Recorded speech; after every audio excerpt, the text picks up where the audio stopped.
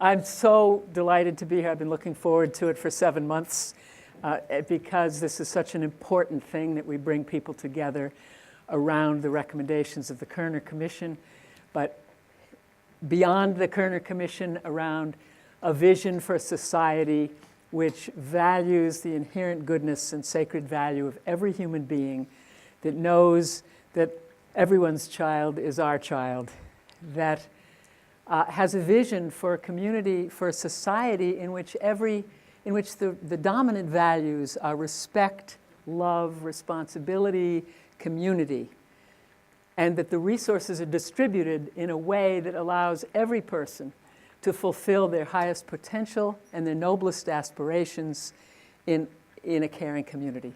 And I think part of our job together as the people who are promoting policies is also to promote a unifying vision so that we can really build a very broad constituency for this new will that we're seeking to create a very different society, but keeping the best of what we've got at the same time.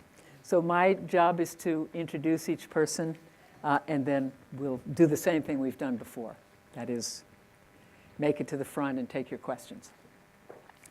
The first speaker is Julian Zelizer.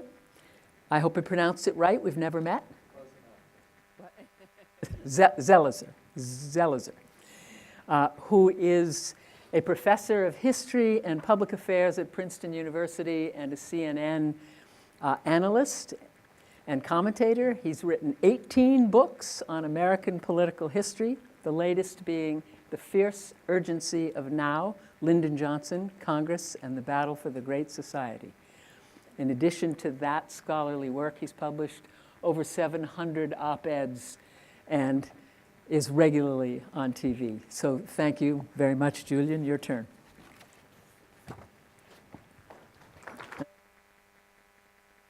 Thank you. It's a pleasure to be here and to discuss this publication, which is a very important and timely one at this moment in American political history, when a lot of the energy, at least in the White House, has moved in a different direction. So it's important to come back to these themes. My chapter in the book focused on the media and race relations. When I put out a new version of the Kerner report, one of the striking parts of the report, and there were many of them, was what it had to say about how the media covered what happened in Detroit and Newark, and how the media generally covered issues related to race and the problems that the commissioners found in how that was done, many of which, unfortunately, are still relevant today, sometimes relevant in different ways. The Kerner report was not totally critical of the press. It did conclude, the commissioners, that in general, the news media had made a serious and a very legitimate effort to provide a pretty balanced and factual account of why violence had erupted in the cities. But despite the best intentions, the report said in 1968, much of the coverage had been overly sensational. It had exaggerated certain elements of what had occurred, including, they said, incorrectly labeling the violence as race riots, even though much of the violence was black-on-black violence. And as a result, the commissioners concluded with disappointment, quote, "We have found a significant imbalance between what actually happened in our cities and what the newspaper, radio, and television coverage of the riots told us happened. We found that the disorders, as serious as they were less destructive, less widespread, and less of a black-white confrontation than most people believed." And they went through a series of problems, such as the way the newspapers used scare headlines that were not based on solid evidence.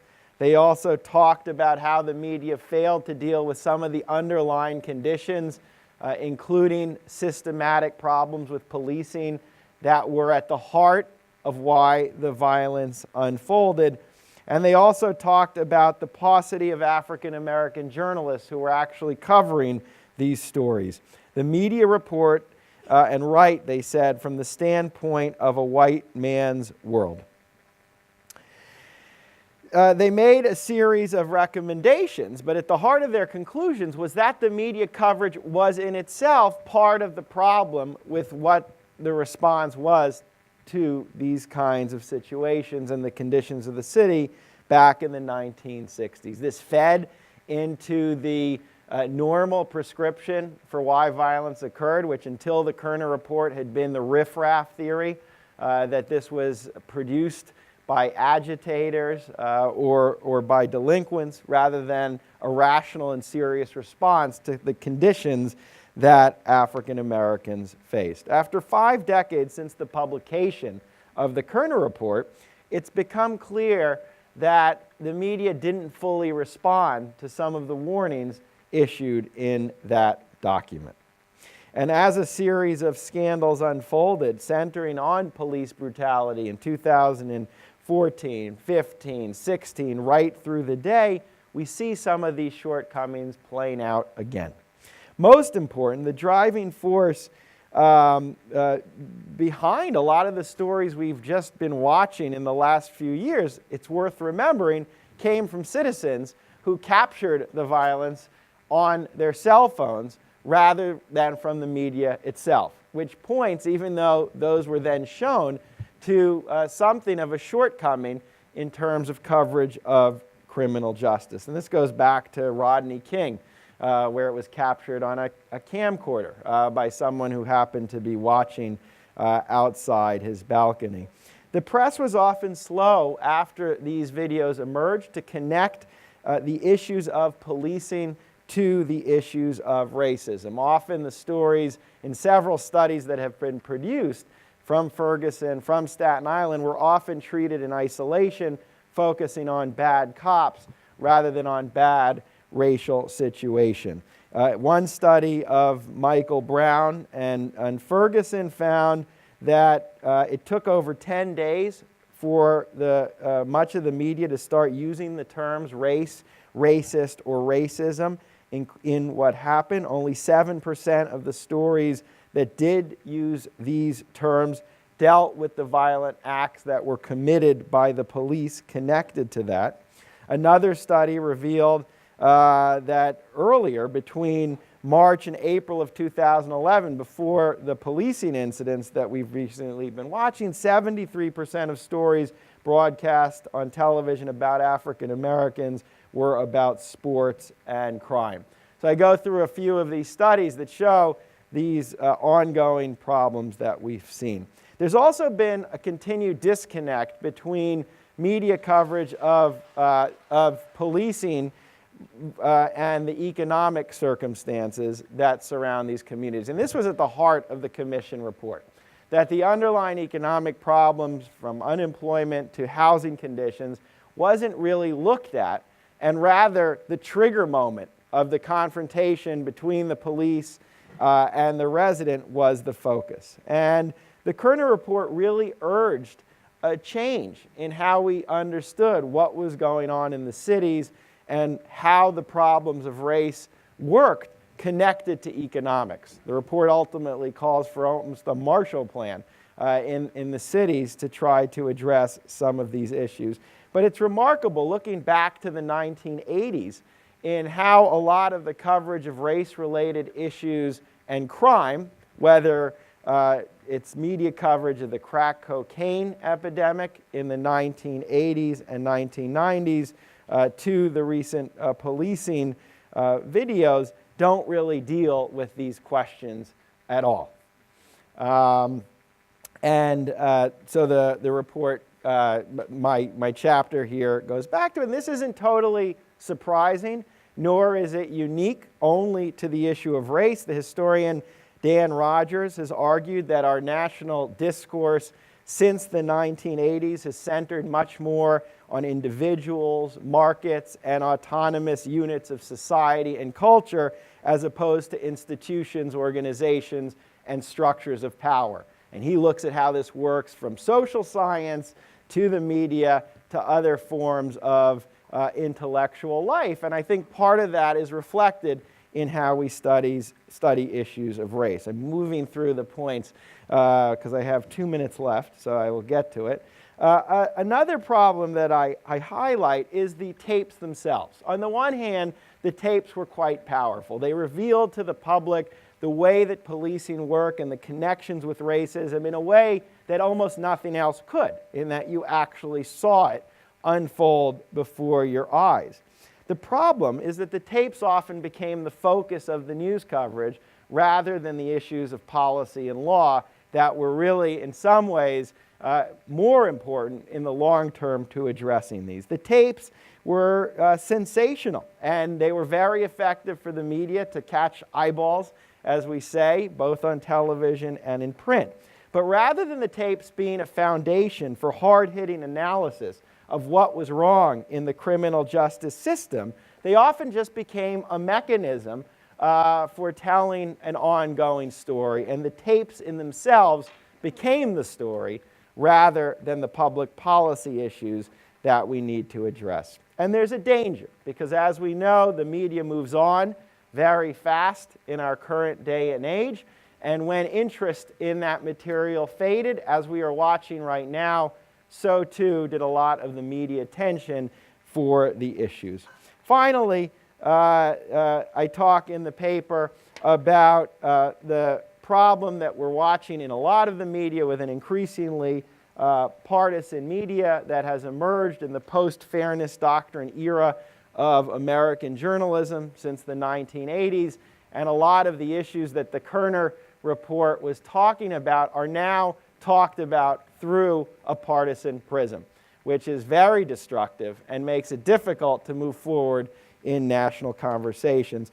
And I do end the paper by looking a little bit, the chapter, by looking a little bit of, have we really improved in terms of the number of African Americans in the newsroom, whether television or in print, as the Kerner report said was going to be essential if we were going to have different kinds of coverage. And unfortunately, the gains are still limited. Reporters, African American reporters still hover at about 10 to 12% of all journalists. And so the numbers are not nearly as strong as many hoped back in 1968.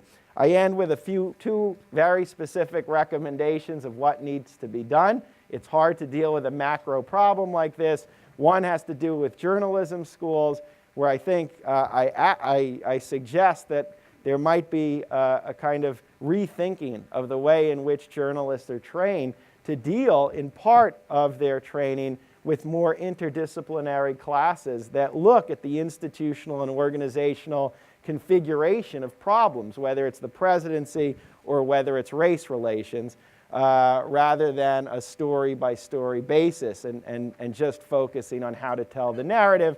And second, I say that politicians historically have played a huge role in bringing attention to these kinds of issues, such as Robert Kennedy when he traveled to impoverished areas of the country and got the media to actually start writing about what was going on. It's going to take some kinds of profiles of courage today to make sure that attention on race relations, from policing to employment, doesn't disappear in all the coverage of President Trump. Thank you.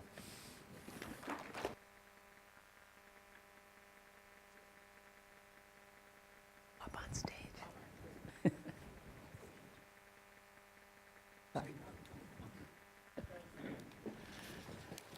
Now I get to introduce E.J. Dionne, well known to many of us who watch television.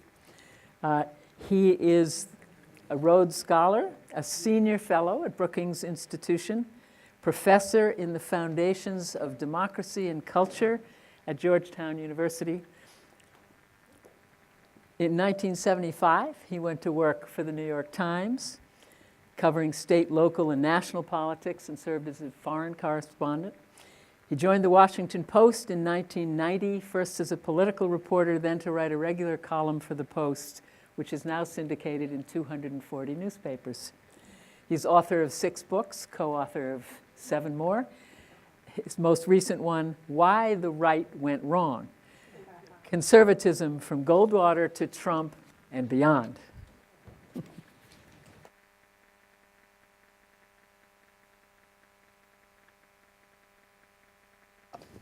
I just want to say what a joy it is to see Dorothy Stoneman, who's an extraordinary figure in our country. An activist friend of mine once said that unfortunately he thought the movement was divided between grim do-gooders and joyful do-gooders. And Dorothy is a joyful do-gooder. And she has spent her life living up to Isaiah's command to undo the heavy burdens and let the oppressed go free. I also want to say that this conference is dedicated to fairness and justice. The definition of unfairness is to have to speak before the Reverend Barber. And so I hope you will give us all a certain handicap here today. On the other hand, an even greater unfairness is to speak after the Reverend Barber, but I know Joe Stiglitz is up to that task.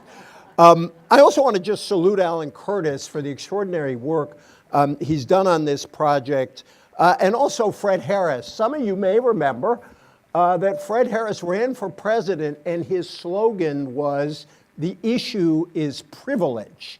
I think, by the way, there was a day when Mo Udall, another great candidate that year, was outside a factory, and he heard a Harris volunteer giving out, leaflets saying the issue is privilege, and it was sort of very, very cold. And Mo Udall turned to the Harris volunteer and said, "The issue is pneumonia." But I think we all long for the day when Fred Harris's slogan is seen as out of date. Unfortunately, it's not out of date yet. Lastly, I just want to salute Julian. For those of you who have not read it, his Princeton University Press put out an edition of the Kerner report a few years back. And his introduction to that is the best brief history you're going to find on the Kerner Commission report. And if you haven't seen it, it is really worth looking at. I'm going to interpret my mandate very liberally here today. I thought that wouldn't be a problem in this particular audience. I already did so in my essay in the book. I was sort of told it was going in a media section, but I was actually more interested in how do we move forward and what can we learn from that past. But I won't even recapitulate my chapter, though I would call your attention to the fact that my chapter is a lot about class, race, and what at the time was the new ethnicity. And it struck me going back to the history of the Kerner report and the response to it, that many of the arguments and many of the struggles that we are having today are struggles we went through before 50 years ago, and we are still trying to think straight about both class and race.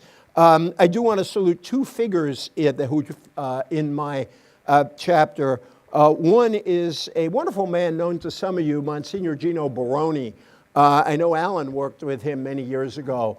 Who both struggled for racial justice, was an ardent supporter of civil rights, and also asked Americans not to forget the Italian American, the Polish American, the Irish American folks who also had their own struggles. And one of his big allies was a young city council member from Baltimore called Barbara Mikulski. And we saw where she went. On April 4th, we will mark the 50th anniversary of one of the darkest days in our nation's history. The assassination of Martin Luther King Jr. and the ensuing riots signaled the collapse of the hopes of the vast movement that had gathered in our nation on behalf of equal rights and social justice in a smoky haze of self-doubt and despair. A little over a month earlier, on February 29th, the authors of the Kerner Commission report had envisioned a very different future in which our country would move boldly to right wrongs, heal divisions, and secure justice. And its calls, alas, have not been fully heeded over the last 50 years. A shrewd politician back then named Richard Nixon sensed the direction of the political winds at the time.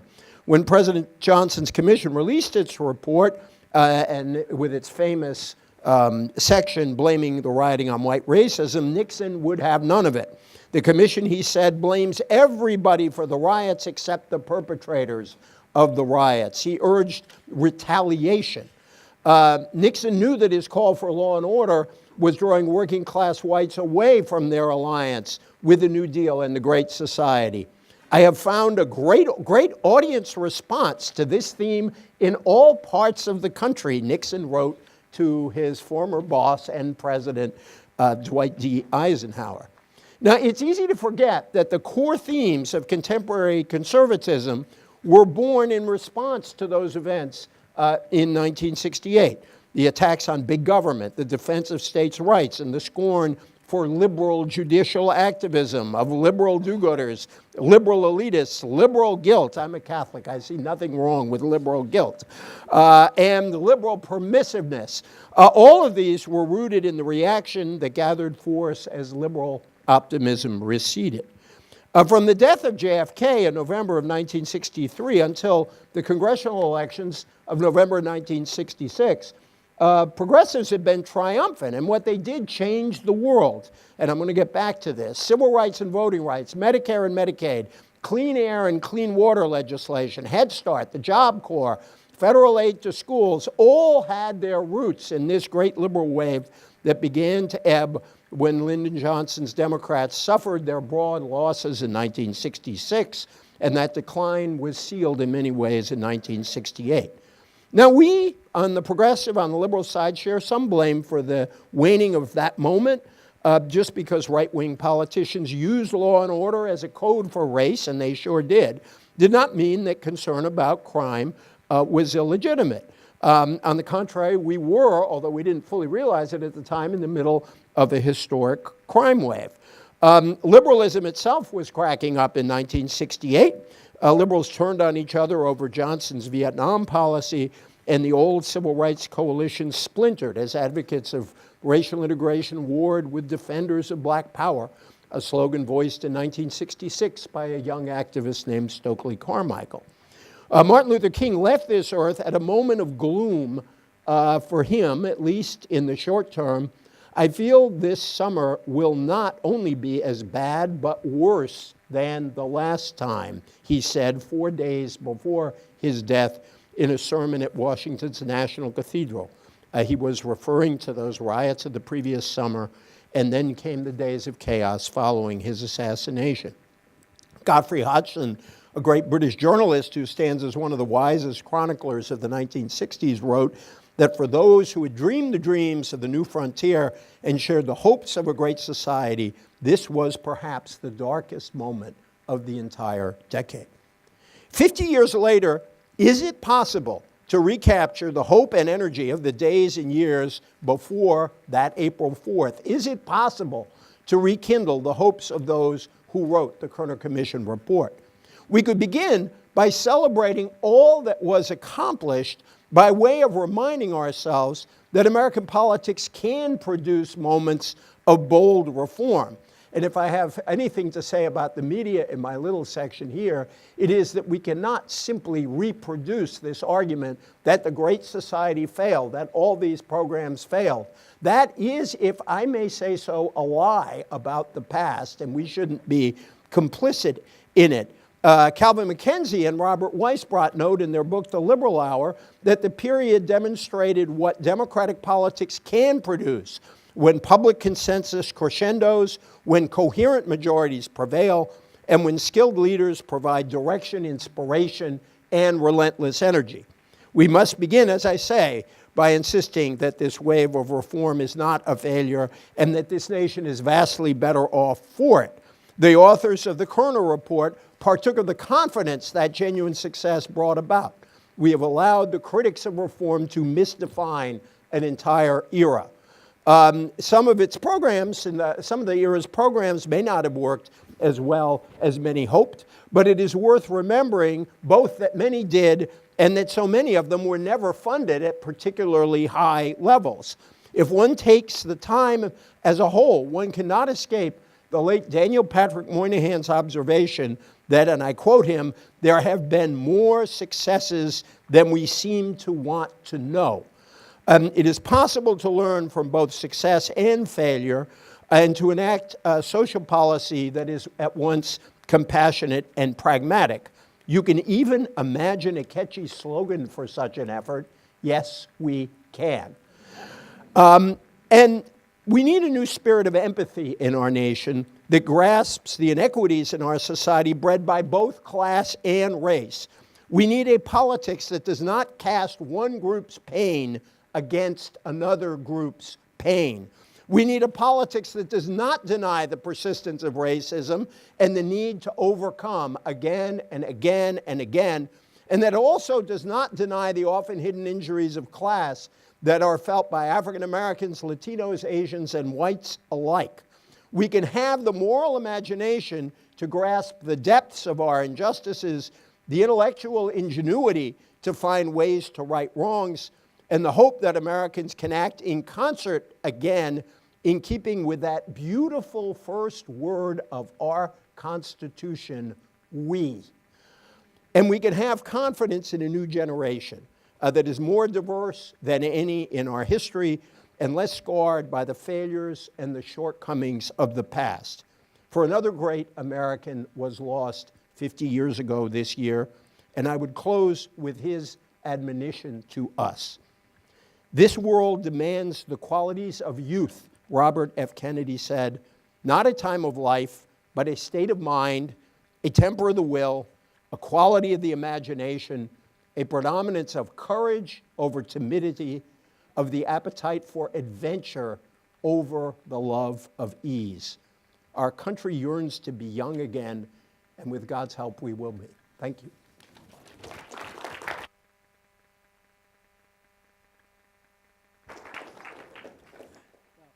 Jay, for that. I think he's revived our energy, our relentless energy, and our vision for we. Thank you. And now I get to introduce Celinda Lake, who is a prominent pollster and political strategist for progressives, currently serving as president of Lake Research Associates. She's helped elect a number of candidates to the U.S. Senate and House, especially focusing on women. And she was the pollster for the 2008 presidential candidacy of Senator Biden. She's worked with the AFL-CIO, the Sierra Club, and Planned Parenthood in message projects, which is part of what we're reaching for today, are these message projects that help redefine language on the economy, inequality, big money in politics, climate change, public schools and teachers, and criminal justice reform. She's co-author of the book, What Women Really Want. Thank you. Here she is to tell us. Thank you, Dorothy. Nice to meet Thank you you. so much for everything you do. Thank you very much. It's a great honor to be here. I have to say, I feel kind of like an imposter on this group of really eminent people. But I do have one credential, and that was I was born and raised a Republican, and I became a Democrat in my first Democratic campaign, where I was a very low-level volunteer, was Fred Harris' campaign, showing my good judgment from day one. I want to thank Alan as well for tremendous leadership on this and all of the panelists. And I want to actually head forward, although heading forward right now feels a little bit like Back to the Future. And as Van Jones said, this election has turned out to be the great reveal. I am sorry to say that or maybe I'm happy to say, and sorry to be here, that I frankly never thought 50 years later we would be here today. I really thought we would be much, much further along on so many dimensions. And I think many of us feel that way. And I think the job of the pollsters out there is to hurry history, to quote Marie Wilson, and to make sure that then in 10 years from now and 25 years from now, we're not having the same conversation. I am from a school of pollsters, and we work only for progressives. 2/3 of our work is on issues that's actually not on candidates, where we feel very strongly that the job of the pollster is not tell you what to believe. The job of the pollster is to say how to say effectively what needs to be said. And so I felt very, very comfortable being part of this chapter and drew from a lot of great partners that we have worked with. Obviously, the issue is privilege. It remains privilege. The issue is on people's minds, though, I think more than in 1968. The issue is of inequality. This is a known problem now. This is something that people volunteer. This is something that upsets people, and it particularly upsets them when they focus on the future and the next generation, because people are stunned that the next generation will be worse off. They believe firmly it will be worse off than they are now. And the dream of America is always that you come here from wherever you come from, you get a fresh start, you work your brains out, and you raise those teenagers who you absolutely despise every other day, so that I can always tell the parents of teenagers, so that they will have a better future. And that promise seems really blown asunder to many, many Americans. And so I think that there is a lot that is very powerful in the current dialogue that we should take advantage of. People also want change. There are some factions that don't. But ironically, and it behooves us to understand our opposition here, Trump won in part because he was rated on election day the more change-oriented candidate and the more optimistic candidate. Now, that may seem hard as he was tearing everything down, but that's how voters viewed him, and certainly that's how his supporters viewed him. So people are ready for change. They want to retrieve the optimism of America, and I think they're ready for the next Fred Harris for president. So what are our opportunities here? First, I really want to pick up on what EJ said, and I'm going to test a message with that language, EJ, that the first word in the Constitution is we, because Americans have no idea what's in the Constitution. In fact, when they get the 10 amendments, they're against about 4 or 5 of them. Until they're told it's the amendments to the Constitution, then they're all for them. God bless America. But their average guess was that there are 19 judges on the Supreme Court because they think, well, it's Supreme, it must be big, and I kind of heard that word 9, but 9 would be too small, so it must be 19. People want to come together, and people believe there is much of the fate where we are all in this together. And unfortunately, much of the conversation on the left doesn't seem any more together-oriented than the conversation on the right. So there is really room for a new conversation, and I'm excited. I would be horrified.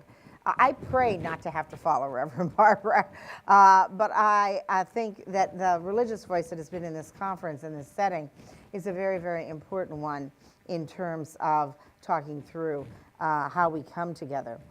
So first of all, we need to establish causality. I'm going to give you a couple of rules for the road. We need to stop talking in passive-oriented language. We need to stop talking like this just happens, like the weather, because when things happen like the weather, then people think there's nothing they can do about it. But when we say these are caused, these are the results of choices, they are human caused, then they can be human fixed. We can make different choices, and we can have different outcomes.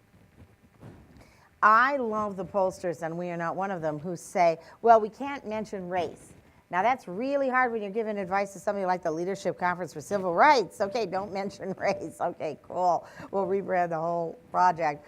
Of course we have to mention race. We have to be explicit about it as one of the divides in our country. But it is not an easy conversation to have in an inclusive way.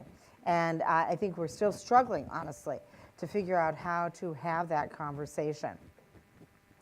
We must make sure that people understand, and it is since 1980, and both of your remarks said this, we've had a relentless ideological dialogue and framing since 1980. Of course, we're not going to overcome it in one poll or one election. But it has suggested that economic inequality is natural and that it is immutable, and neither are true. We have to suggest it is not natural, at least it is not the American way, and that it is not immutable. We can do something about it. Values are very, very important. And the most powerful kind of messaging is values-based messaging.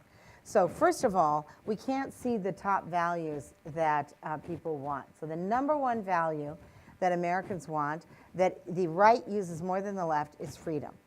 There is absolutely no reason we should cede the freedom value. What real freedom means is what we talk about.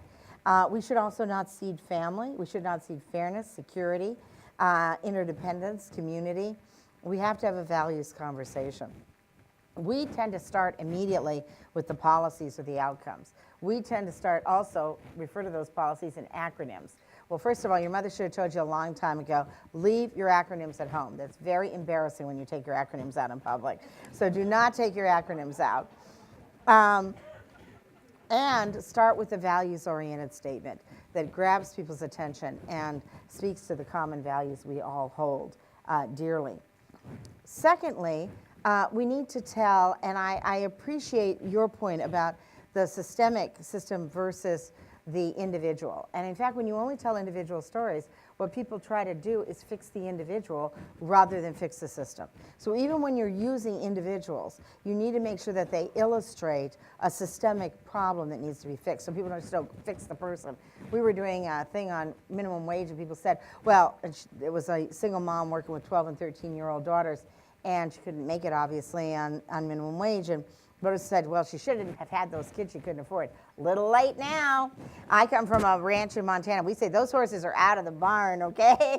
Way down the pasture. Then they said, well, she shouldn't be on drugs. Who the hell said she was on drugs? She's too busy to be on drugs. She's too poor to be on drugs. What are you talking about? She's a single mom working 2 jobs of a 12 and a 13-year-old. So people try to fix the people. We need them to fix the system. Leave facts at home. Now, this will be the most disappointing thing for all of us because we think if we just get the fact out, it'll be irretrievably convincing. Not so, particularly in the era of fake facts and where voters can't discern facts from fake facts. But in general, numbers move people from the emotional side of their brain to the factual side of their brain. It's not where we want them to be. Secondly, Americans, this is a dirty little secret, Americans are terrible at math. So we asked people, which is worse? Only 70% of Americans graduate or 30% of Americans fail? And they go, oh, that's 70%. It's a lot worse. That's a lot bigger number. Okay. My favorite moment was when I was doing work on abortion, and one very brave guy said, well, I'm just confused. How many months, how many trimesters are there in a pregnancy? And the other guy said, yeah, I've been wanting to ask that question all night. So Americans, maybe not good at biology or math. Hell, who knows? Let me read you as a closing remark 2 examples of messages that we worked with that are powerful, and they could be vastly improved on. But just to say, we have these messages. We need to organize around them and get them out. These were developed with Anat Shanker, who is a wonderful cognitive linguist that many of you may know and deserves a great deal of credit. So the first one, families come first. They may drive you crazy, but everyone knows families come first. Whether it's for that newborn you swear already smiles, your elderly mom, or your spouse who got laid off, providing for your family and being there when they need you isn't negotiable. Every working parent should get paid enough to care for their kids and set them off to a great future. If politicians want to talk about, quote, family values, it's time they started valuing families. And that means making sure Americans, dedicated strivers and builders, make ends meet. We work in order to make the future brighter for our kids and more secure for our families.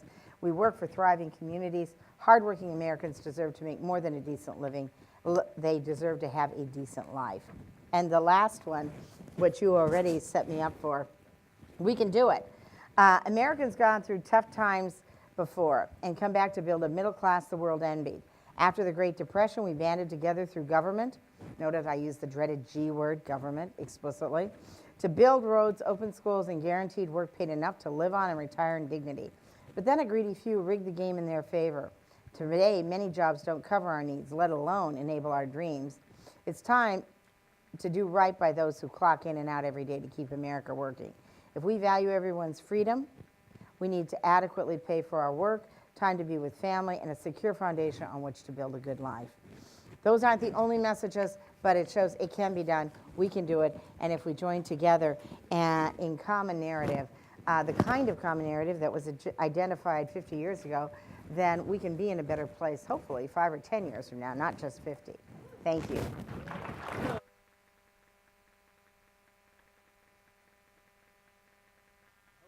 Going to keep writing our narrative. Right. And since we're going to embrace all of those values you named, and you remind me of FDR's four freedoms, Yes, right? Which we should re-embrace, right? You remember them? Freedom of religion, freedom of speech, freedom from fear, and freedom from want. Everyone can agree to those, right? I'm now going to introduce Amy Allison, who is, where is she? Oh, there she is. She is the president of Democracy in Color, and she is the host of a Democracy in Color podcast, which you can find online and which you can watch. She explores critical issues at the intersection of race, color, and politics. She's the author of a forthcoming book on women of color in politics called She the People. She serves on the boards of a number of wonderful organizations and comes from Stanford University. Welcome.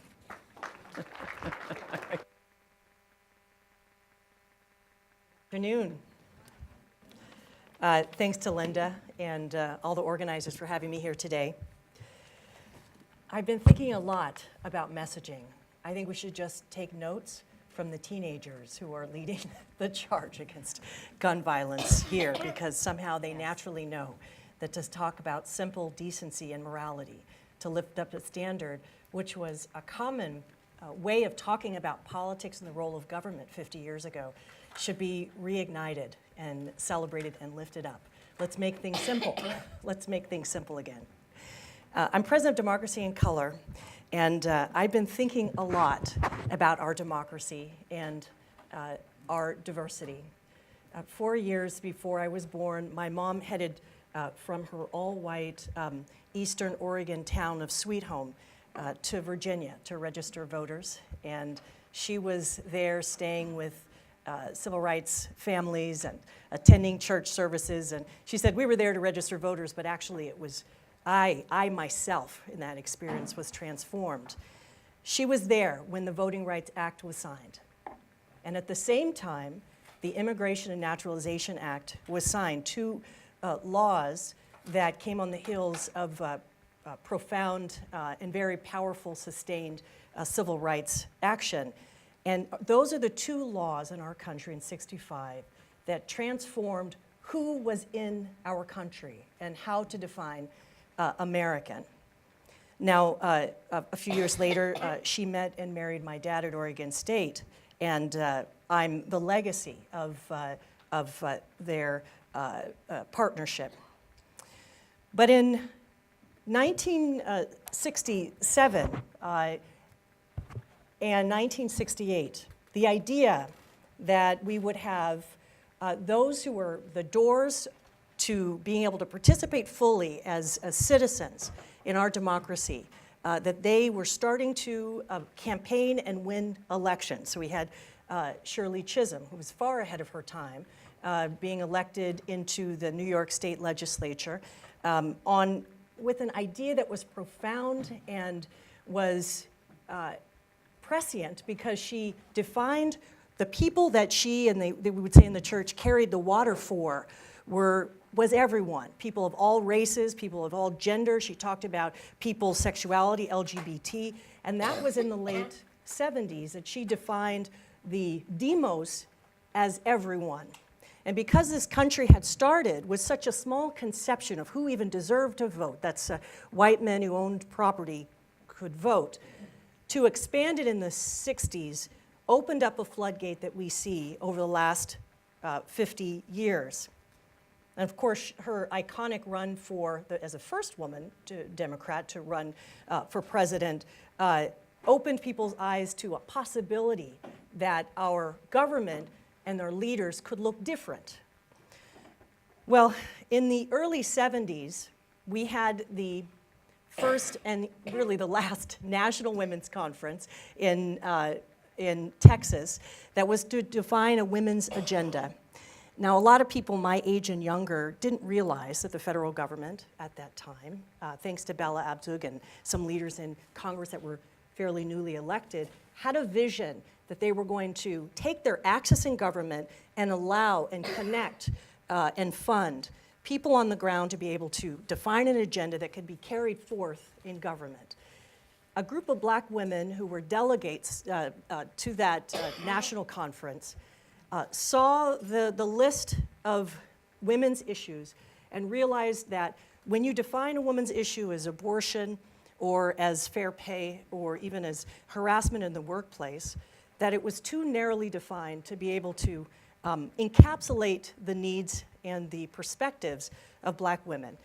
And it was black women who brought an expanded idea of what a woman's issue was to that conference way back in the early 70s. Other women of color got on board, Asian American and Latino, and the term women of color was born. It was always intended to be a political and movement and organizing term.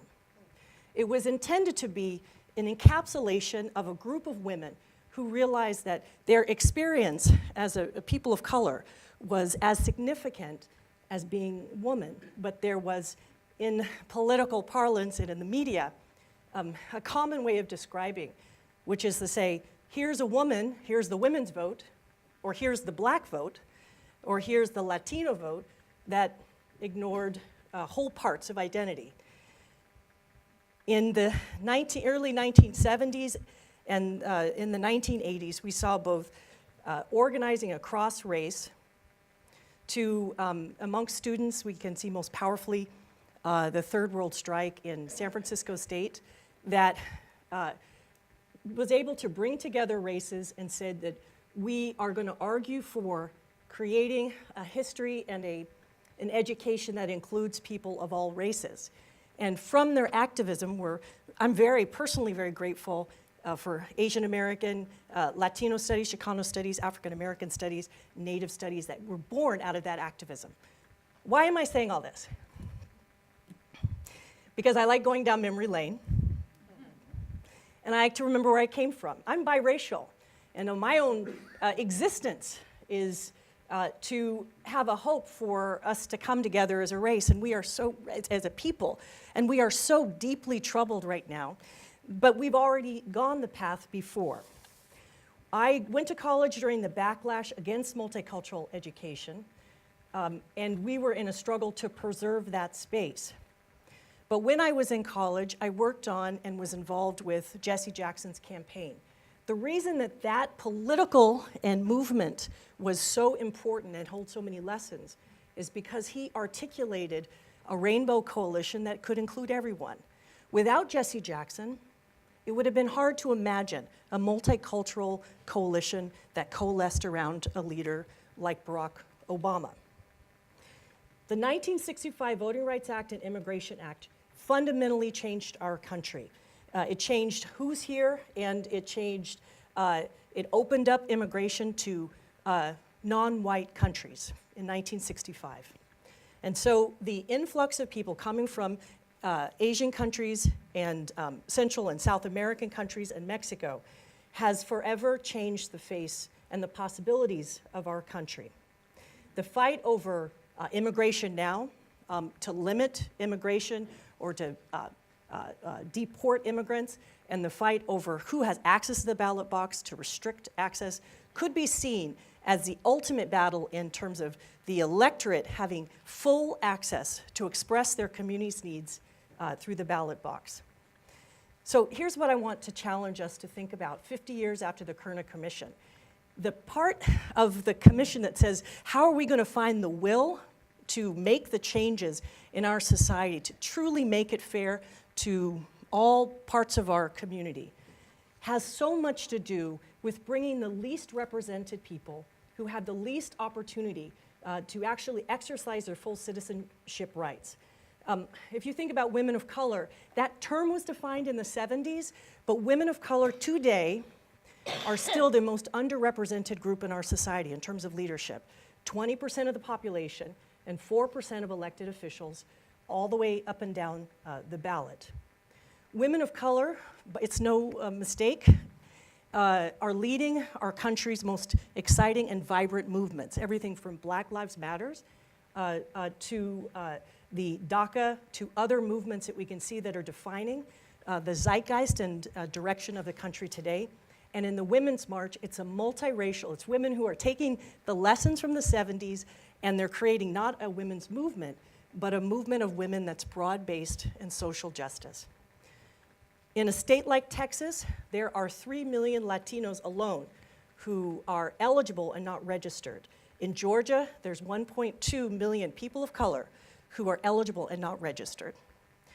My great hope for this opportunity, which we saw the glimpses of over the last 50 years and can fully transform our country, is to bring in the people who haven't been recognized as a key to our future through some structural changes to engage, talk to, and make sure that they have access to vote and that they are focused on leaders. I believe that starts by centering women of color, and everybody else will come.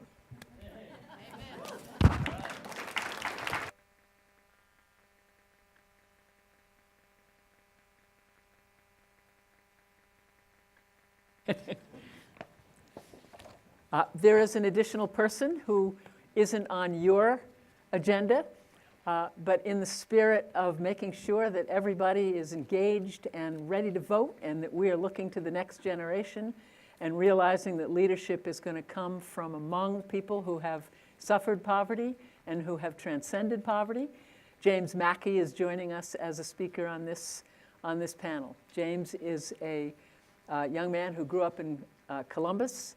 He found the Youth Build program. He is now the organizer of I Have a Future in Boston. He's served on the Youth Build National Alumni Council. He's a community leader for Opportunity Youth United, and he has that same commitment to getting young people out to vote that we just heard from Amy about getting women of color out to vote. And if we can get all our constituencies out to vote, we will definitely get the power. We'll be able to build the will because we will have taken the power. James Mackey, where'd you go? Oh, okay. Do I have to? Great. So, Frederick Douglass once said that it's easier to build stronger children than to repair broken men. Right now is a bittersweet moment for me because I'm still processing the opportunity that I just had recently over the past few days. I had the opportunity to build a relationship with my son, who just turned 6 years old Friday. The first time that he and my father and the rest of my family had the opportunity to build together. Back in 1985, my father was incarcerated. I wasn't even born yet. I was still in my mom's stomach. This was during the crack epidemic in Chicago, South Side. He was 19 years old at the time, and he was looking for opportunities to find jobs. He was kicked out of school, and unfortunately, that led him to incarceration. Fast forward 6 years later, I remember vividly my older brother telling me that I will grow up to be just like my dad. Now, knowing how the media perpetuates black and brown young men, knowing how I was only 6 years old, I believed that. I practiced that, I lived that, I experienced that, and I became that young person that society viewed as a criminal. From Chicago to Columbus, Ohio, I was kicked out of every public school system that I attended. I'm not proud of it, but that's what happened. That's my life. At the age of 18, I remember vividly my 18th birthday. I walked into school, Independence High School in Columbus, Ohio, and I get a call on the intercom like, James Mackey, come on down to the office. So I go down to the office like, I came to school today. What's up? They was like, I'm sorry to tell you, but we can't have you back here. That was my last time stepping into a public school system as a student.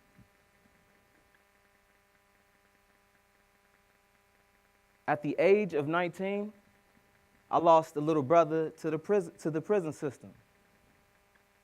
He was 17 at the time. That affected me. That was my little brother. He looked up to me. And it was because of the lifestyle that I was living, I felt like I led him down that path. At the age of 20, I lost a stepbrother to gang violence.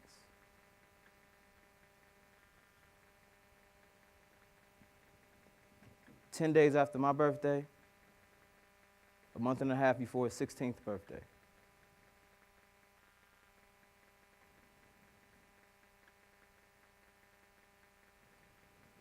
It wasn't until 6 months later until I decided to change my life around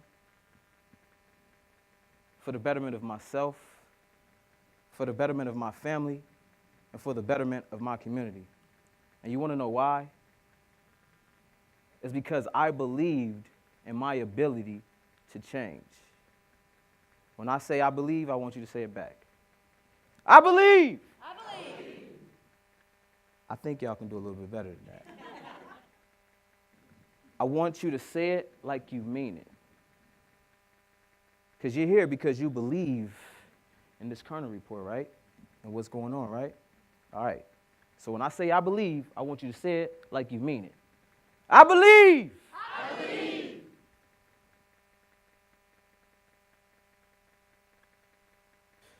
At 20 years old, after 6 months after losing my younger brother, I was fortunate enough to find a program called Youth Build. That's where I had the opportunity to meet Dorothy Stoneman. And there was one particular moment that really transformed my life around. I was in the program for a month. I literally stopped doing all the gang banging, selling drugs, all the stuff that I was doing. And I decided to commit to making that transformation for, the betterment of my life, my family, my community. And I did that. And during the school session, we have morning meeting, afternoon meeting, and closing meeting together as a group, as a team, as a family. Language is important, as a family. And the principal was walking around like, I just want to give a push-up to this young man. Push-up means that you're appreciating someone. I just want to give a push-up to this young man. He's doing a phenomenal job. He came in focused, faced many adversities, but is going to prosper. And that young man is James Mack, and I had my head down at this time.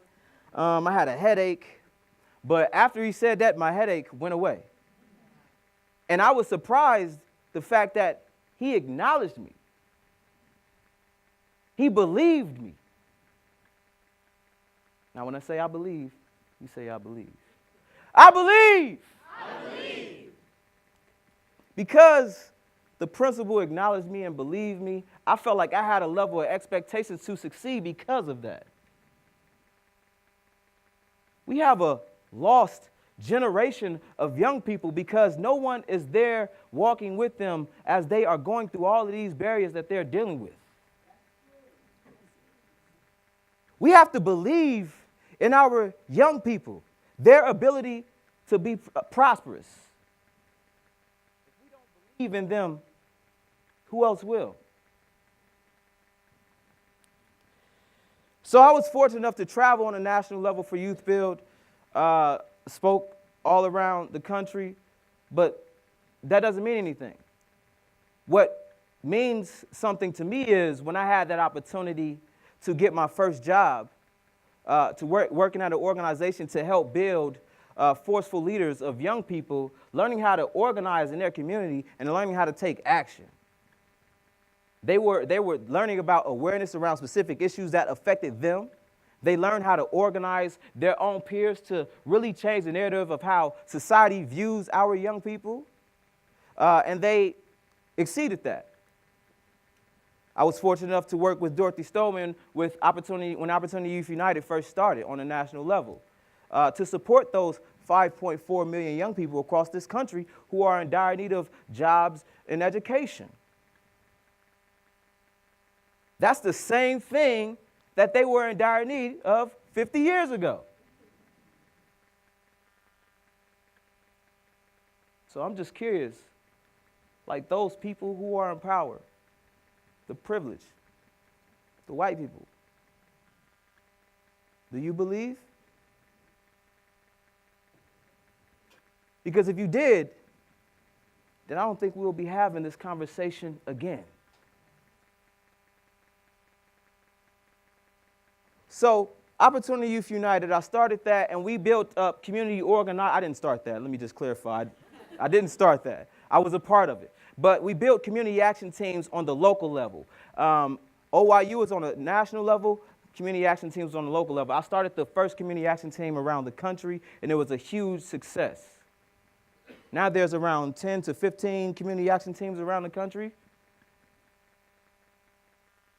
I believed in my ability to succeed, and I did that. I started an organization called Stuck on Replay, specifically focusing on elevating the voices, uplifting community, and influencing policymakers who are making decisions around criminal law reform. I didn't say criminal justice because criminal and justice together doesn't make sense. If you think about what justice looks like, mostly justice looks like for most of the privileged white people in American society. That's what justice looks like, and that's why they call criminals. That's why criminal and justice together. Anyway, that movement started up a movement to really engage those who have been affected most by the criminal law system, to step up to the plate and elevate their voices and do something about the laws, policies, and practices that are affecting them.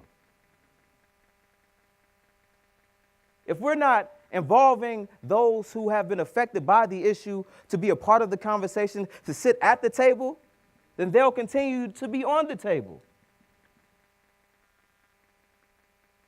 Right now, I'm a community organizer for a movement called I Have a Future, specifically focused on ending youth criminalization and youth jobs all across the state of Massachusetts. We want to make sure that every young person across the state of Massachusetts has an opportunity to thrive. But if there's lack of funding opportunities, if there's lack of support systems that are in place to support our young people, that won't happen. So if I believe, I'll let that slide. If we believe, then our young people won't continue to be left beyond the wayside. And I know my time is wrapping up, but I want to say that my purpose in life is my life experience being given to numerous young people around this country to show them that, you can be who you are and be great at it, because I believe in you. And no matter what anyone says, you will be great. No matter what anyone says, you will be great. And I'll end with saying, the work that I do with I Have a Future, we lobby at the State House with young people. They are at the table. They are meeting with their legislators, talking about specific demands that they need in order to have access to opportunities. We have to stand with our young people. We have to march with our young people. We have to rally with our young people. We can't leave our young people behind. We can't leave them at home. If I had an opportunity to bring a young person here, I definitely would have. But I just literally came from Columbus, Ohio, visiting my family, and they weren't with me. So I would say this, end with a quote by Martin Luther King. One has the moral responsibility to disobey unjust laws. I say it one more again, because that's how I say it from where I'm from.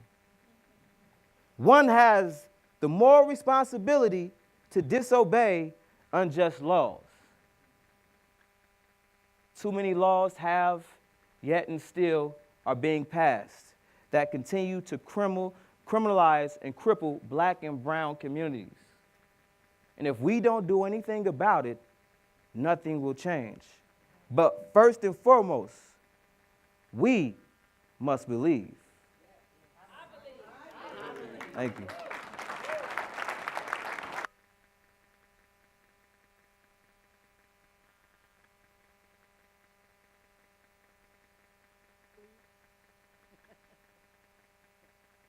And I know that James speaks for thousands of young men and women who are eager to play the same role that he's playing. And so this is my speaking time, so now I get 10 minutes. You're going to warn me? Okay. So I want to talk about building a force for good that arises from local oppressed communities, building unity across race, reclaiming our democracy, changing our economics. I think I'll just do those four. Right. And I want to say that it has been totally inspiring to me to work for 40 years with young people like James, who experienced the worst in society, but who, as soon as something as simple as a principle, acknowledging him and respecting him, happened, because it's the opposite of everything that had ever happened to him, he woke up to who he was. And so our job in the programs that we replicated around the country, which Alan referenced at the beginning, in which I want to honor Roy Priest, who's in the room, who had implemented this program. He was the first public administrator at the Department of HUD who was in charge of implementing the Youth Build program once Senator John Kerry and Major Owens helped us get it passed and into law. And then Roy Priest said, I see this looks something good. I want to run it. So he ran it. And then we worked together for a long time. He's now the chairman of the board of Youth Build USA. So thank you, Roy, for 25 years of making Youth Build work. All of the Youth Build programs to provide what was it, John Jackson, is that his name, from SHOT, talked about earlier, about love. We understood the power of love. We understood contradicting also all of the forms of oppression that made young people feel disrespected, powerless, useless. They expected, our research showed that most of our students expected to be dead or in jail by the time that they were 25, because that was the expectation. And then after Youth Build, that changed radically. They all expected another 40 years of life. And it isn't really very hard to create a context which is so respectful and loving, filled with opportunities for somebody to create their own future and to envision who they want to become, and giving them the education, giving them the job training, giving them a chance to build something of value in their communities that everybody respects. And suddenly, instead of being the guy selling the drugs, it's the guy with the tools and the hammer who's building affordable housing for homeless and low-income people. That is a very different identity. So once you change your identity and you become a force for good, well, then somebody says to you, well, what if you had the power, what would you change in society? And the young people will sit together and they will say, we would end hunger, we'd end homelessness, we would provide affordable housing for everybody, we'd make sure everybody had good health care, there'd be no wars, there'd be no violence, we'd get rid of the guns. And so the list emerges for any group of low-income young people that you gather in a room and ask them, if you had the power, and they may have never been asked that before. And then the next question is, well, how would you get the power? And then they start thinking about that. And that's why when James talks about going to talk to elected officials, and we're trying to mobilize young people who have envisioned themselves as change agents to mobilize their peers to do the same, and to make sure that they don't throw away their power, but they use the power that they have in a democracy, and that we build a force for good, a force of young people who are driven by a good, positive vision of community and by principles of love and inclusion. We've always thought it's not really helpful to organize on the basis of anger and rage because it wears you out. But if you organize on the basis of community and respect and love, it actually feeds your spirit, and you can keep doing it for 50 years, as so many of the people in this room have done. James referenced the Opportunity Youth United, so we have formed that organization, and they are trying to do that. And surrounding them, Monique Miles is in the back of the room from Aspen. We're working with Aspen and with a whole bunch of other groups to create a campaign, Reconnecting Youth campaign, where we're asking the federal government, we're not going to back off just because they don't want to spend more money, because look what they're doing. They're spending money all sorts of ways and giving it away. So we're building the campaign to get them to spend $4.5 billion more, because with that spending, they could expand all of the existing authorized successful programs for low-income young adults to get back into education, job training, service, and leadership. We could get to 1 million young people if they would spend just $4.5 billion more. So that's what we're aiming to do. With Congressman Scott is a partner in that. He was here this morning. And we're going to need huge mobilization, however, of people at the grassroots, both young adults and friendly folks from other communities, other classes. Okay, end of that. That's sort of so we're going to build that movement. How much time I got? Okay, cool. So I'm going to move on to building unity. So the young people in this Opportunity Youth United are very deliberately Black, white, Native American, Latino, Asian American. They decided and they deliberately try to get to know each other. On Friday, the whole group of the leadership is going to Arizona, and they're going to visit the Navajo and the Hopi tribes, and they're going to be oriented by the Navajo and Hopi member of this council into the history of oppression of Native Americans. And they're going to the Native American Museum, because what do most Americans know about Native Americans if they're not Native Americans? Virtually nothing. Native Americans have the most disproportionate numbers of young people in poverty and in all the other negative things. But they sometimes don't even get mentioned. So this Opportunity Youth United is trying to build unity. And we have rural white young people in this movement. And they talk about what it's like to be a coal miner, what it's like to have grown up in rural Kentucky. We want to build those bridges. We want to all become bridge people. We need a movement to end poverty which takes everyone's poverty equally seriously. Some of our use of language, I think, undermines our own ability to create a powerful movement. There's 43 million Americans in poverty. If we talk about the proportionality, then it's 27% of Native Americans are in poverty, 24% of African Americans, 21% of Latinos. I'm getting the numbers mixed up, I'm doing it from my memory, but it's only 9% of white people. But if you change it into the absolute numbers, suddenly you're surprised. It turns out that it's 18 million white people. The biggest single group of people in poverty in the United States are white. Now, who knew? Who thinks about that? They're pissed off. Because, first of all, when white people climb out of poverty, they can disappear into the middle class, and they can abandon their history as having been poor.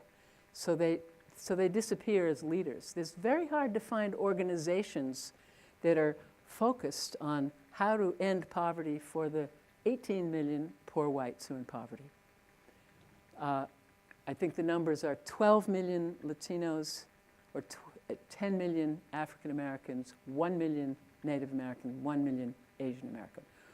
43 million people could create quite a lot of power if we could bring them together, and if we could then support them with the right messaging. I tried what you referenced, where elected officials say, don't mention race. Well, very wonderful progressive leaders in the Democratic Party have told me, don't mention poverty. It doesn't get us any votes. We can't talk about poverty. We can only talk about the middle class. And I've never gotten beyond that. We have to get beyond that. 43 million people need to know that we see, care, respect, and I want to change the conditions that are keeping them down. And the addition on that of the racism, that's a whole story we understand because we've talked about it all day, and the mass incarceration. But we need to bring people together to create that political will. We need to okay, I got one more minute. Oops, please wrap up. Okay, maybe I'll get it into the panel. I got a whole list of messages for roles for the media, but we need to reclaim our democracy. There really has been, someone referenced it earlier, I think it was Diane, a deliberate movement against democracy. So we've had the concentration not only of wealth, but the concentration of power combined with that wealth, which has made the rest of the country feel like quite powerless. And we need to take back the joy of having some agency over creating the world the way we know it ought to be. And we're going to have to talk about the economic system more than anybody really wants to. We're operating in a one rule, you know, what do we call it? The one rule market, where everything legally is focused on the wealth that is produced by the workers going to the owners, and profits are everything that count. That has to change. There have to be cooperatives. There has to be there's only about 300 cooperatives in this country. And so this isn't in the Kerner report. I'm throwing in a few extra stuff. So one other thing I want to say, throw in an extra thing. One of the big challenges to all of the public benefits that have been created by our good government in the United States is privatization. Privatization of public services, privatization of schools, privatization of the military, of colleges, of prisons, of job training, people who want to make a profit from providing public goods, but at the expense of the taxpayer. People don't talk about it enough. We need to talk about it because it is affecting our quality of life, and will affect it even more if it's as successful as the people who are pushing it want it to be. Thank you for being patient with me. Okay, now I'm joining the group.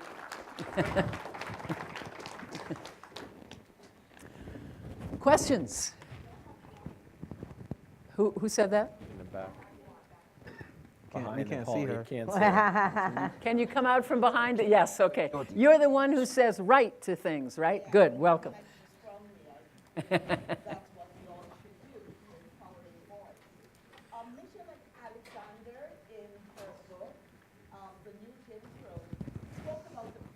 Time in the U.S. where blacks and whites were working together, and it was being successful. However, due to the environment, that movement was destroyed. Why aren't we learning about that, and why is it not being reactivated?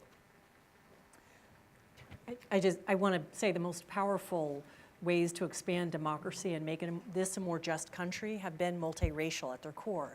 And it stretches back to the very beginning of our country. When you mentioned we needed bridge people, I'd never heard anyone use that phrase. It's something that I use. A bridge person explicitly reaches out to people different than themselves, identifies with a legacy of people with different experiences, and has a heart for other people.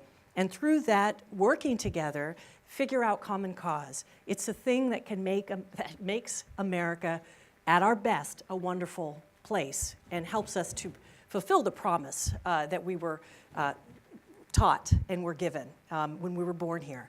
So the question is, what can we do both, and I advise philanthropic organizations, donors, and other organizations who are trying to do something about the fact that we are, not only, it's not, to say we're in silos right now is not to speak strongly enough about what's happening.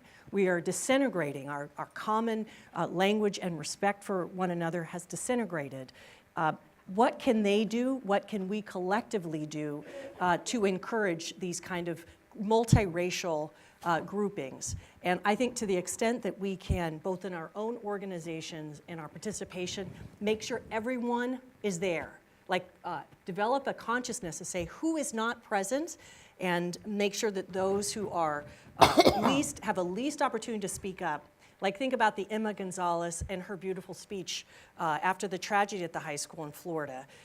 She's LGBT Latina, and have her voice at the center, and everybody else is included in the conversation that way. And I think we need to reorient ourselves in terms of public policy development and in terms of increasing our communication and interaction with one another in order to do exactly what you're doing, which is to say, to support and to draw inspiration from a multiracial solutions that we know that we can come up with. Could I just say something very quickly? I appreciate the question. I've always thought that hope is the virtue on which faith and love depend. And I realize in saying that I'm picking a fight with St. Paul because he said love is the primary virtue, but that when we look back at the moments when we had genuinely multiracial movements for progress, they were actually moments when we had hope for success. And when we had a faith that not just individual action to fix ourselves, but collective action, action together, action through government, action through unions, action through churches and synagogues and mosques. When we had faith that this work could get somewhere, we were much more likely to work together. And I think that the divisions come in when we lose hope in those possibilities. It's one reason why one of my favorite lines that President Obama used is when he said, yeah, they accuse me of being a hope monger. And I think hope mongering is not a terrible idea. And that may be very abstract and kind of spiritual, but I think that we are at a moment of great, when despair sets in, is when our divisions set in. And so we got to find plausible, defensible reasons for hope. I would say, sorry Go, to you go. interrupt Dorothy. I mean, it's definitely hard now, seeing the fact that we have like phones and tablets and stuff like social media that we're all tuned into consistently. Like, how can we really build relationships with folks when we're always on these devices consistently, right? And I think that another piece is like, just be your genuine self. That's the best thing for us to do. And I've been building relationships with Dorothy and her community in Belmont over the past 3 years. And we literally go to Belmont and have conversations about race dynamics and how can we build a better community, not only within Belmont, but also in Boston as well. And so really being our genuine selves. There are so many times that I have on a daily basis that microaggressions and macroaggressions happen to me, where we can just be in a space with just a selective group of people, and they will not even acknowledge that I'm in the room. And that within itself, I would just say, it's cool, I'll introduce myself to you. How are you? What's your name? And you have to challenge the ideologies that people have and prove them different. That's what I'm all for, like proving people different and challenging folks. Also, I'm sorry, I'm going to jump in too. I mean, This- it we wasn't really like just this looking one. at the civil rights era of the 50s and 60s. What's interesting is not simply interracial, it's the interorganizational dimension of it. And when you look at something like the Leadership Conference for Civil Rights, which was the umbrella organization for the movement, it included multi-denominations of different religious organizations. It included parts of organized labor, and it included pure civil rights activists who, found commonalities of issues, who pooled their resources. And I think that's really essential, and it cuts against some of the divisions we've even seen within progressive politics. And so I think that's going to be important, especially when you have, in some ways, the representation of the backlash in the White House right now. Another question? Are we allowed to comment or? Sure. So just really quickly, being from Sergeant Hospital, I was a member of the Black Panther Party, and I think the multiracial unity there was, I don't know how to people, but the multiracial unity there was very interesting because we had the young patriots who were white guys and women from Appalachia. They were our class brethren essentially, but they basically followed the leadership of Fred Hampton. And the model there, and I won't talk long, but I think the model there was very interesting. It was like you develop something in your community, you organize in your community.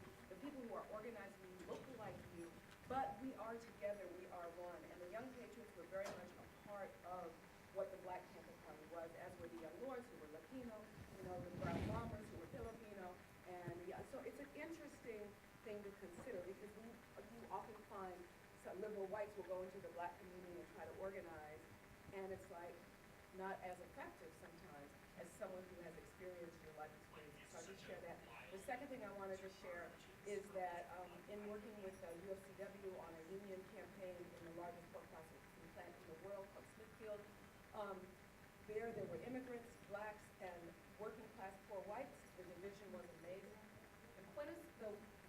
One white guy comes to mind, quintessential red state, red, quote, redneck guy. Loved his guns, voted Republican.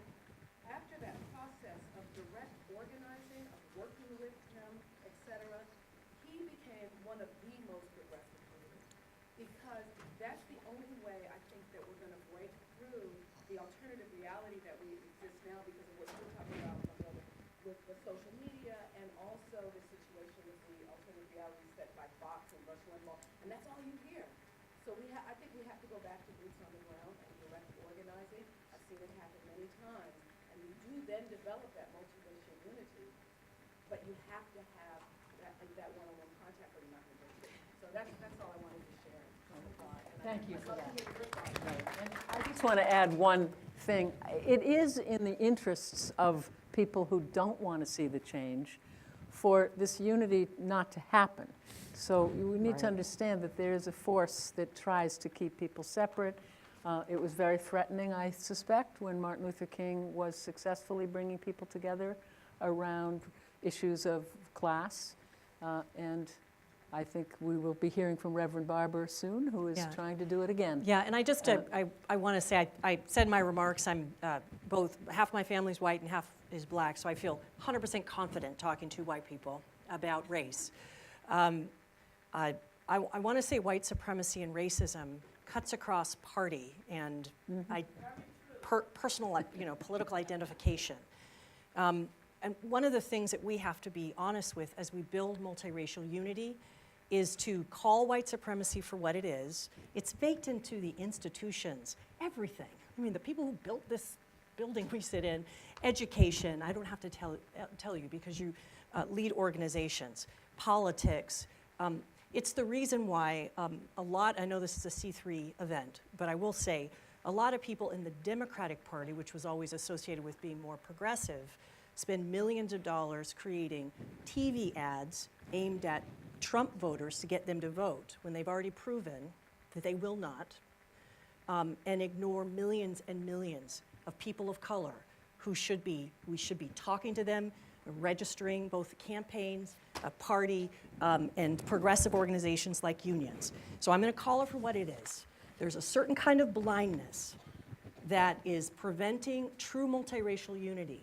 And for those people who are white in the room, our special responsibility to truly become bridge people is in identifying where assumptions or blindness that are created by race are impediments in true multiracial organizing and bringing people in, having a heart for people, and getting out of the way. And I say that with love, because I believe we can do it. We've done it before, and I think we can do it again.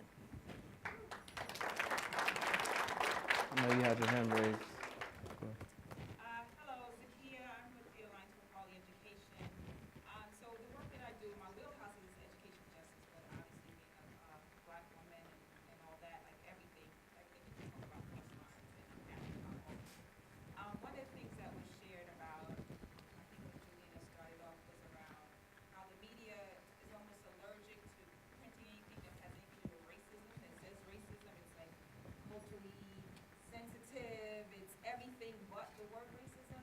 And in the work of, as it pertains to educational justice and experiencing the children that are most impacted by, whether it's inequities in the way we fund schools or privatization or all these things, the question is, how do we any thoughts about how do we dig deeper and keep able to push to make sure that the media actually identifies that what is actually happening is totally connected to systemic racism and all those things from school to prison pipeline to the way we fund schools to privatization. I think that the costs of the Trump era are enormous to the country, but I think the Trump era has created a series of changes that in the longer run might actually be good for us. Change one is just mobilization that is going on around the country where confronting this reality has brought enormous numbers of new people into activism.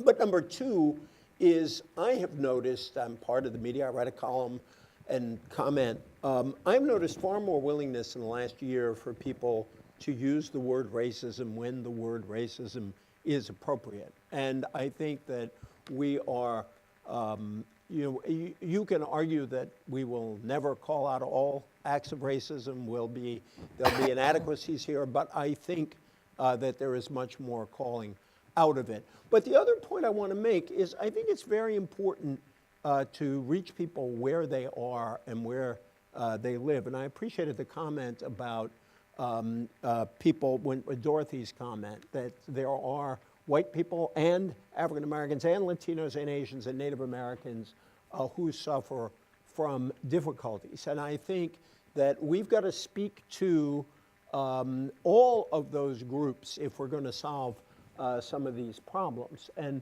I guess the debate that worries me among progressives is that people want to make a choice that you either abandon identity politics or you abandon white working people. Well, we can't abandon identity politics. What does that mean? We're not going to walk away from African Americans, Latinos, or Asians or LGBTQ people, but we cannot abandon brothers and sisters who themselves face some real oppression, and we've got to find a language that can pull us together.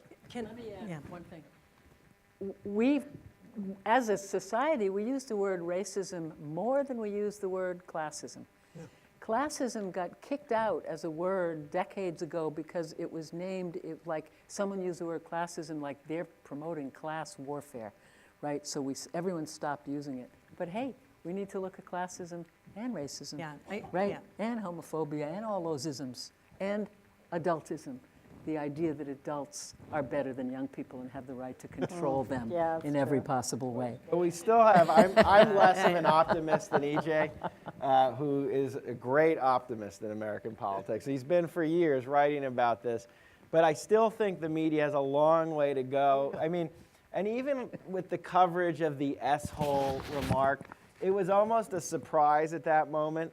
And the surprise itself was indicative of how little we're discussing what just happened in American politics and confronting a big part of the coalition that Trump just put together. And so, either if we're talking broadly or we're talking about this president, I think there is a lot of work that the media has to do and others have to do to change the conversation. And that's what the Kerner Commission did. I mean, that's what they were saying. That was part of the contribution about dealing with white racism. And that was the headline in the Washington Post, which was so shocking, how it was inscribed into American society, economy, and politics. And we need to get to where they were pushing the country because we're Can I just say, let me Reverend Barbara's waiting for us. Yeah. We have to all stop. She's been holding up the wrap it up sign. I know you love us, but we got to stop.